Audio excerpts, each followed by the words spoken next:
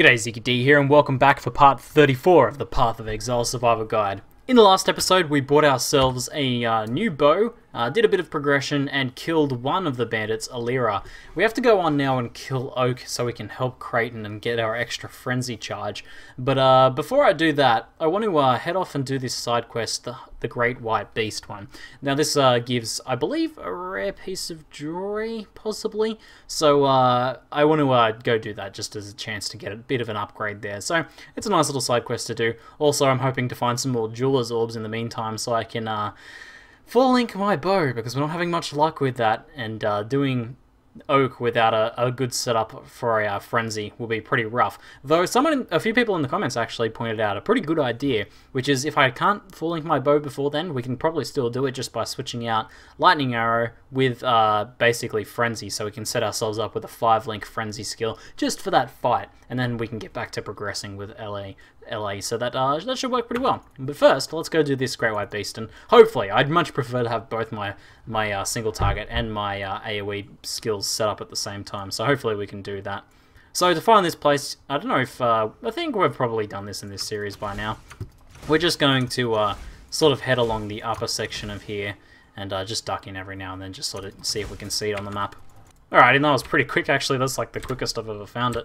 Usually I feel like I have to run around this entire mountain to find it, but there we go, there's the den. This place is pretty cruisy. The boss itself does pretty high fizz damage, so you do want to watch out for that. And as for actually finding it, I just tend to, just stick to one wall, because there are a few little sort of side paths that will get you a little bit lost in here, and sometimes I'll search around and feel like I can never find him, so I'll just stick to the one wall, and that'll probably be the guaranteed way to find him.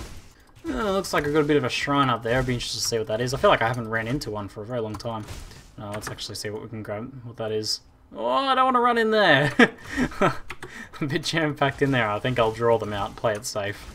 Because, even at this point, even if you're playing in Domination or not in a hardcore league, you still don't want to be dying at this point in Merciless. You want to avoid death pretty much as possible, because that experience penalty you take sets you back for quite a long time as we head up through the levels. At 60 it's not too bad, but when you start getting up into the 70s and 80s it can actually set you back like an hour or a couple hours even, and then at much higher levels it can set you back like a day's worth of farming just dying once. So don't let anyone tell you that dying in the softcore leagues doesn't actually matter, because it's still a huge penalty if your goal is to progress in the XP. This guy's pretty dangerous here. I'd like to point out dangerous rares and why they're dangerous whenever I see them. He's a very high fizz damage base monster, one of these bears here. He has extra cold damage, so that is, that's based off their basic damage as well, so it's kind of doubling it there. And he's also powerful crits. That means when he does crit, he's going to get us with a huge freeze and a huge fizz hit there as well. So kind of one-shot material. Maybe not one-shot material with our character at the moment, but definitely nasty. If you get frozen, you can't run away. But that can be very unfortunate. So what I'll probably do is actually use temporal chains on him just to keep him off me. I'll keep my frenzy stacks up. Now obviously lightning arrow is worth using if they're against a wall, or if there's a pack of monsters there, you can sort of bounce them off. Otherwise I just stick to using frenzy, even though I don't have it fully linked at the moment. And there's the kill. Nothing good. What's that belt? No, it's very low roll there. I am keeping an eye out for jewelry and stuff. So this is just a replenishing shrine, nothing dangerous. But I wasn't able to mouse over it and sort of tell what that was. It could have been a crit shrine. Then like a crit shrine with the powerful crits rare in there. Yeah, GG. So it looks like that one's a dead end. I guess I'll have to head back then. Alright, here's the boss. So we want to just sort of kite him back. I'll use temporal chains and also throw down my decoy totem just to keep him off me. And just use LA to work both him down and all the ads around him. When there's lots of ads around him, very good idea to use LA, because you'll sort of kill them all at once. As well as doing extra damage to the actual boss. Pretty decent damage when they're in a big group like that. Alrighty, and we'll finish him off with Frenzy. Oh, he's going to get a hit in. Oh, he hits pretty hard, as you can see there. I should be grinding up for that. And nothing, just a scroll of wisdom. Alright, we'll head back to town and we'll see what reward we get from this. Okay, what do you got for us? Ah, it's a ring, good stuff. So, coral ring's definitely the best choice for this build. I would, gold rings otherwise, if none of these are really suitable for you, if you don't need life or mana. If maybe you're a CI build, then gold ring probably be the way to go. And the mana rings are, always pretty So these are unfortunately rolled pretty low. 21 life's pretty low on that. But if the ring is amazing, I can always throw a Blessed Orb at it. And, ooh, double life roll? cold damage. Nothing else on there. That's actually pretty unfortunate. But keep in mind that this is item level... This is an item level 61 item there, so it's over 60, so we can keep that aside for the Chaos Vendor recipe. We actually have 2 rings now, so once we get an amulet, we can start sort of looking for a belt then. Once we've got all of those jewelry pieces set it out, it's very easy to just start funneling some rares in there, some over level 60 rares, which we'll start finding more of pretty soon. Now, I'm going to very hopefully throw this one, this one Jeweler's Orb on here. Oh, 1 socket, even worse. Oh man, not having much luck on the socket crafting at the moment. Okay, so we're gonna go do oak then. I'll use my viewers, your guys' advice, and switch out my frenzy for lightning arrow and set up a 5-link just for that fight. So the way we'll do that, I'll sort of show you when we get there how we'll do that. I'll just fight my way there first. Oh, there's a 16% 2-stone ring. To alch or to chance? I really need a better ring, so I might alch this one. I think that's one of the things I most need an upgrade of, so I will go ahead and alch that one. There's a chromatic orb. I need to close my inventory. I hate when you have your inventory open, you pick something up and it gets stuck on your mouse, and then you like click to move somewhere and you end up dropping it, and it's like you're just sort of fumbling. Oh, I can't hold all these items. So let's kill this guy off and we'll alch this guy. Man, they hit him pretty hard there. There we go. Okay, Scarlet Round Shield, why not? So we're gonna go alch. Ooh, wish me luck. Ooh, yeah, that's actually not too bad. That's not too bad. 41 life's not a great roll. The 26 fire resist is okay, and the lightning resist is pretty low. But this could potentially be something I could use. I might want to use that just for the life. It's fire and lightning, which is the same ring I have now. Let's see if we can better balance our resists with this, because this one has 13 all. 26 and 6 is... it's only gonna... Well, our fire resist is far lower, so that's actually probably gonna help us balance out a bit more. Let's just have a look at this, what we end up with. 39, 60, 55. Not great. Not sure if it's worth the trade-off. Though the extra life we're getting gives us about 200 extra life. 100 something extra life. About 110 extra life in the end there, I think. So I think that might be worth using. I'll keep that other resist ring aside because I can use that to swap out if I need to balance those resists a bit better. Not a big enough upgrade to be like a clear-cut upgrade. Not a big enough, you know, a good enough ring to be a clear-cut upgrade.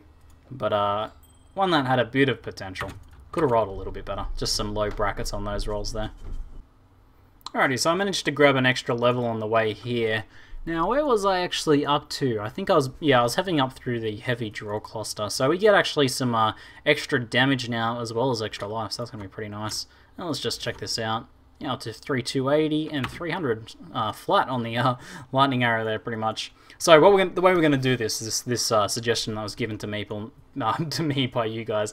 That was pretty good. We're going to activate the Oak fight, kill off his ads, and then port back to town. Now, when you port back to town from the Bandit fights, the Bandit fight actually resets, but all the ads stay dead. So you can sort of kill them off there, and then, well, if you don't need to switch your single target attack, it's not a big deal. Generally, I like having the ads in the fight because I can use them to bounce lightning arrow off and get life gain on hit. But with our particular strategy, this is what we're going to do. So I'm going to go here. I'm going to throw down my my totem there. I'm going to go kill Oak. And then we're just going to kill off all these ads here. I can even drop a portal in advance as well, but yeah, I'll be fine. So feel free to use my granites and stuff for now. Kill off all these guys. One left. And as you can see, we're going to just do nothing to Oak right there using lightning arrow. So we're going to port back to town. Now there's a few things I want to set up. Obviously, I'll probably just sell this stuff off first. No doubt it's not going to be any good. That's actually, wow, that's actually pretty nice. If I was looking for a leveling shield, a shield-based character, I'd probably wear that. The all resist plus the high fire resist plus a pretty high life roll is pretty nice. What about this one here? Wow, that one really wanted to be good. This wanted to be so good. Is that a hybrid? It might be a hybrid fizz damage accuracy roll on there even. But if that had a rolled like 90% increased physical damage, that would be amazing because it's got the flight damage and a very high attack speed roll. As it stands though, pretty rubbish. So that's unfortunate. I'll keep this shield aside for leveling gear though. I'm just sort of funneling off any decent-ish sort of leveling gear that I come across. Okay, so we want to set up our frenzy instead of lightning arrow, so frenzy is here. Now we don't want LMP, and we don't want chain. We do want faster attacks. We do want projectile attack damage, and we do want life leech instead of life gain on hit. And we have one extra socket, so what could we put in that place? Do we have any skill gems aside? PS isn't going to help too much. Faster projectiles is a free little bit of extra damage. As probably the only one I have really linked up. Point blank would actually work, although I dislike the reduced attack speed on a low level point blank. So I'm just going to probably go with faster projectiles for a slight damage increase there. And the mana multiplier is really low as well, so it won't have any big sort of impact. But we'll set that up there. Looks like 1100 DPS with Frenzy without the charges, so that should work pretty nicely. The other thing I want to do, however, is give myself an extra life flask, because this fight can be pretty drawn out. So if we can get an extra sort of life flask in here, then we'll be going pretty well. This one has no suffix. Dispels shock isn't really going to help. Physical attack damage leeches mana. They're both pretty rubbish. What about, do I have any old flasks here that would work alright? Any extra ones in here? Maybe I can buy one from Yuna even, because those ones are pretty rubbish. Any magical flasks? No? Alright, we'll go a sanctified life flask, and I'll try and craft it and see if I can just get something to use for now. It doesn't have to be perfect, obviously. Increased charge recovery really doesn't help, but what about on the suffix? Removes bleeding really doesn't help. I'm going to actually try for a better one, because I want some sort of healing affix on there. Let's try for this one here. And last transmute. There we go, seething. Instant recovery, and we'll grab the augment, dispels frozen shield. That'll do. And I'm just going to switch that out for the quicksilver flask, just so I have an extra heal. So we've got, just to take stock of my potions, I have a seething here. I have the this one here, which is just a straight heal for this fight.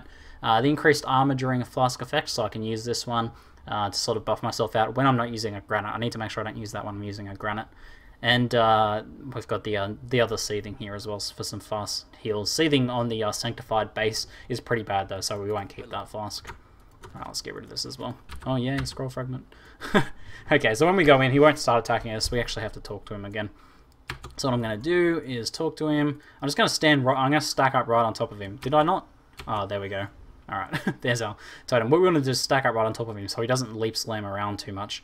And hopefully we can do this fight. This is sort of the fight that's a bit of a gear check, because you can either do it well, or you can just like not do it at all. So I'm going to use my long heal potion there. Now we want to keep up. He's got like tons of endurance charges right now.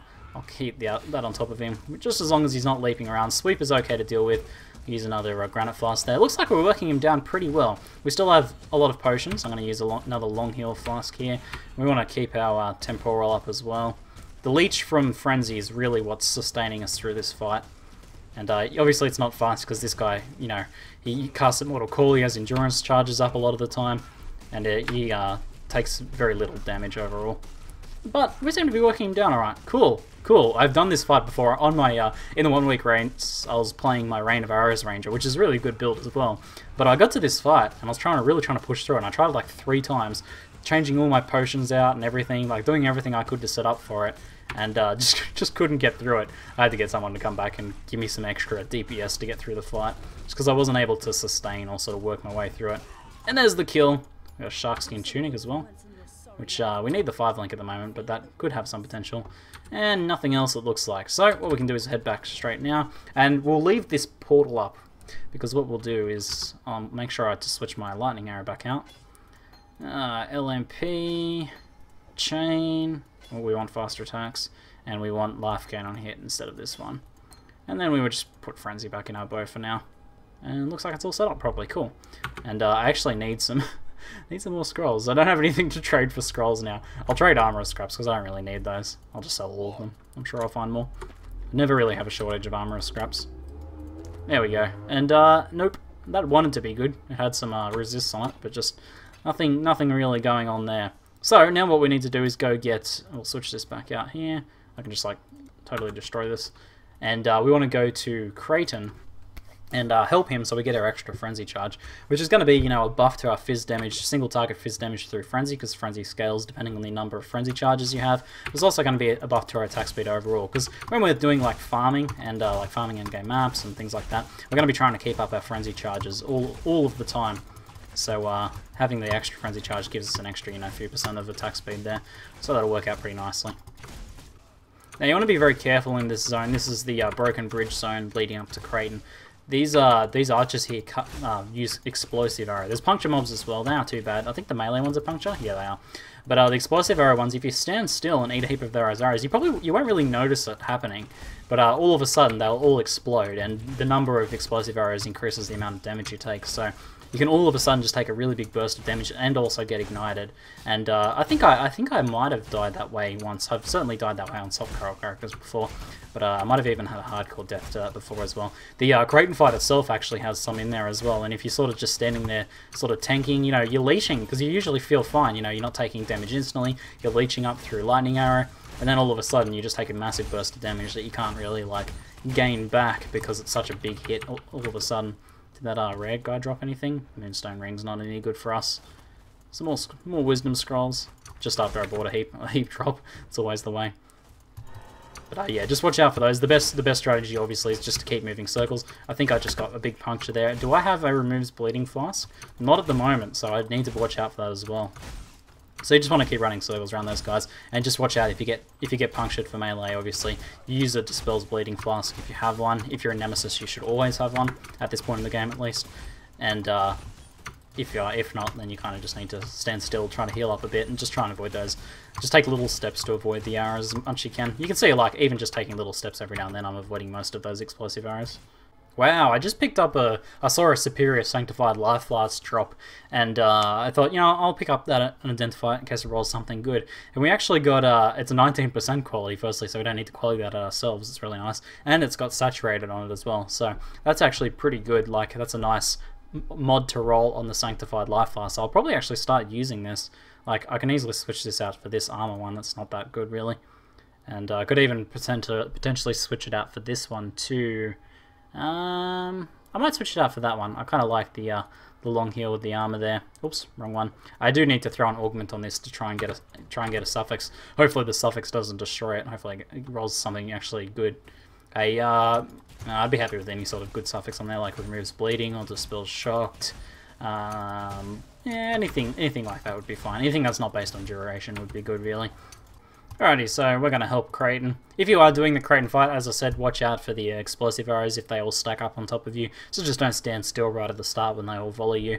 And as for fighting him, it's actually the same deal as Oak. You just want to stand right on top of him, throw a decoy down on top of him, so he doesn't flicker strike around too much. If you're with a party, make sure everyone stacks up on top of each other. Same deal for both Oak and Kraken there. So, oh, I almost clicked kill. We want to help for 1 maximum frenzy charge. Yeah, we don't actually have to do the fight. It always feels anticlimactic when you fight your way here. You're like gearing up for the fight, and then no fight. We're just helping him. So I did leave my portal up, but I can't be bothered running back to the waypoint. So you could run back to the waypoint and use your previous portal, but I'm just going to use the waypoint myself. Though I think no, we're all good. We don't actually need to do anything because we helped one. We've got our extra frenzy charge. There's an alchemy shard that must have had a surgeon's mod or something like that on it, which gives alchemy shards. Actually, there's an augmentation. Room is... oh, perfect. Wow, we just literally almost picked up, spent 1 augmentation on a perfect flask here, not to mention the quality on there, because getting quality on your life flask can be a bit of a drama sometimes. You know, look how many glass bubble baubles we have at the moment. All of none. We've got some ready to trade over there, but that's a sick flask. There we go. We just got one of our endgame flasks sorted out there, and basically free. So if you're still upgrading a flask, still in that process, then you want to check that out. Actually, I should have kept that other seething, because I still have a colossal life flask. Man, that's terrible. Why do I still have a colossal life flask? What's going on there? Is that an accident? I guess I just don't have a seething flask at all. I was probably trying to roll one at some point, but there's an 11%. Let's try and roll a seething on this one if we can. Yep, not going to happen on the... oh no, we could still get the prefix. No. Okay, we got a Surgeons of stun recovery, whatever. Maybe I should just drop the seething, because a 200 life seething is like really nothing at this point in the game. So I'll just keep that aside for now. It's a good leveling sort of flask if I wanted to level up another character.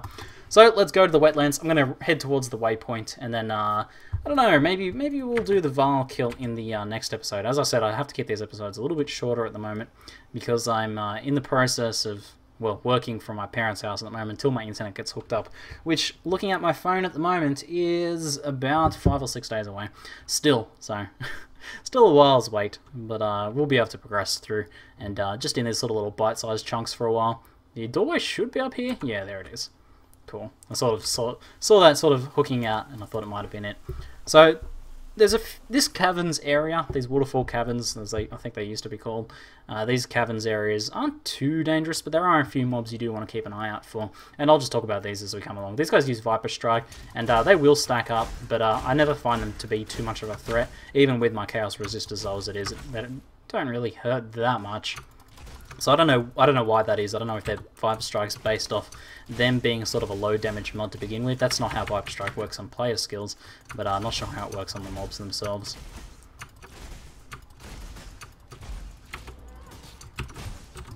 You do want to watch out for these skellies. They cast Projectile Weakness, which when you get hit by a big volley of them with also Projectile Weakness, that can obviously hurt a lot more. It multiplies the damage, and if you're an evasion character especially, that mitigates a lot of your evasion defense as well. So, although if you're using Ondar's Guile, the keystone, often evasion against projectiles pretty much is like almost guaranteed. But even with that curse, it's not a big deal. But if you're just an invasion character without Ondar's Guile, then you want to watch out for that.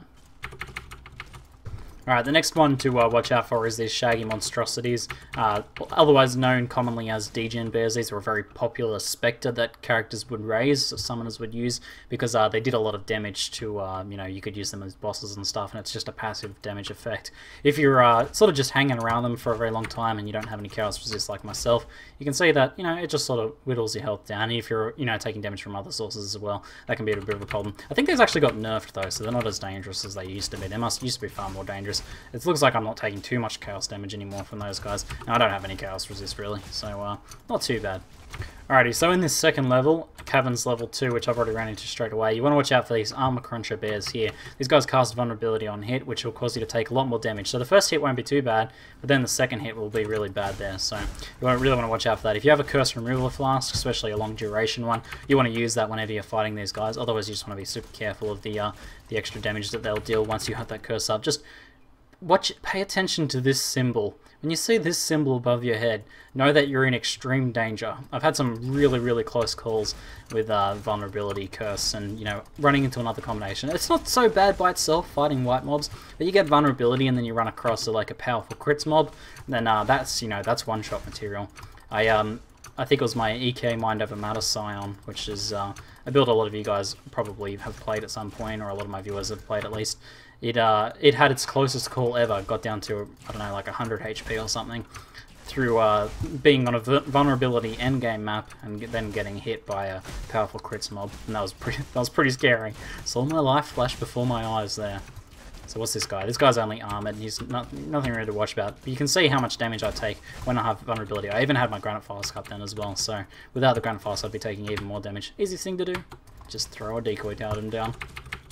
Alright, so we've hit the waypoint for Caverns level 2, and this is our launching point to go into the Vile fight next time round. So that'll be the end of this episode. In the next episode, we really want to get this bow sorted out, because although we could do the Oak fight by switching the skills around, Vile spawns adds, and you really want your AoE skill in there as well. So we're going to want to get this out. If I can't get some sort of, maybe do a little bit of farming and get some stuff, get some Jeweler's Orbs to craft this with, then we're going to probably trade some Chaos for some, buy some in trade chat, so offer, you know, offer to buy some Jewelers with Chaos Orbs. I have a few Chaos Orbs sitting around, so we can do that. Otherwise, you kind of just want to farm for it until I can sort it out. Anything good on the ambush boots? We have 2 resists, life, and maximum energy shield. That's actually not bad. No move speed obviously really hurts it. If I had move speed, that would be amazing. These would be amazing. But as they stand, they're kind of just like an okay-ish sort of leveling item. I might keep those aside.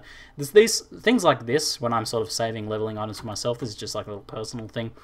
If I find something like this, it's a level, you know, level 40 to 50-ish pair of boots that are pretty nice, and then later I find another better pair of level 40 to 50-ish boots, I'll probably just get rid of these ones and just keep the other ones aside. You know, this is just if you're keeping leveling gear for yourself. Otherwise, you can just chuck everything in a shop thread and sell it whenever you can, basically. Anyway, that's it for now. I'm ZiggyD, and thanks for watching.